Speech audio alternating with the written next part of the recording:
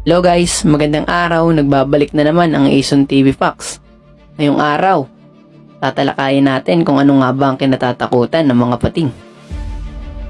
Simula pagkabata, tumatak na sa isip natin na mga pating ay isa sa mga salbahe at nakakatakot na nilalang sa karagatan. Dahil sa halos lahat ng palabas o movie na pinapanood natin, ito ay kadalasang bida na kumakain at namumirwisyo ng mga tao. Subalit naiisip mo rin ba kung ano ang kinatatakutan at iniiwasan ng mga pating? At kung hindi, panoorin mo ang video natin ngayong araw. Tara, samahan niyo ako. Sa palabas, nakilala natin ang mga pating dahil sa ito ay malaki at may nakakatakot at patatalas na mga ngipin. Hindi nga lang ito katulad o kasing laki ng The Megalodon na napanood mong movie. Ngunit ito ang tanong, ano nga ba talaga ang kinatatakutan ng mga pating? Ito ang sagot. Ang kinatatakutan ng mga pating ay ang mga cute na mga dolphins. Kung iisipin mo kung bakit mga dolphins, napakabait naman ito sa mga tao. Pero meron tayong dahilan dyan kung bakit takot ang mga pating sa mga dolphins. Ano nga ba ang kanilang mga katangian kung bakit takot sa kanilang mga pating? Tara, simulan na natin.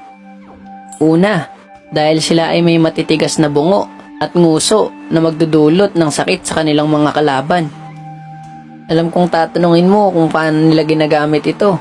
Ito ang sagot. Ang mga dolphin rin kasi ay binayayaan ng maliksi na buntot at maliliksi na mga katawan. Kaya nagagawa nilang lumangoy ng napakabilis at umatake ng napakalakas. Dahilan para magdulot ng sakit sa mga pating at iba pang makakalaban nito. At dahil sa sakit na maibibigay nito sa pating, hindi na nanaisin ng pating na lumapit dito. Pagkus ito ay lalayo na lang. Pangalawa, likas na mas mabilis ang mga ito kumpara sa mga pating. Kaya mahihirapan lamang ang mga pating na hahabol rito. Ang pangatlong dahilan kung bakit takot ang mga pating sa mga dolphin. Ito kasi ay kadalasang grupo o sama-sama kumpara sa mga pating na kadalasang nag-iisa lang. Kaya kung nanaisin nga naman na takihin ng pating ang isa sa grupo na ito, magdudulot lamang ito ng malaking pinsala sa kanya. Dagdag rin dito, ang mga pating ay mahilig kumain ng mas maliliit sa kanila.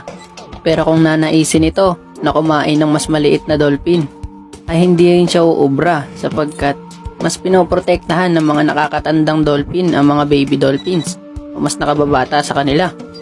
Dahil din sa sobrang pagpapahalaga nito sa isa't isa, hindi rin ito hinahayaang may masaktan at masawi sa kanila.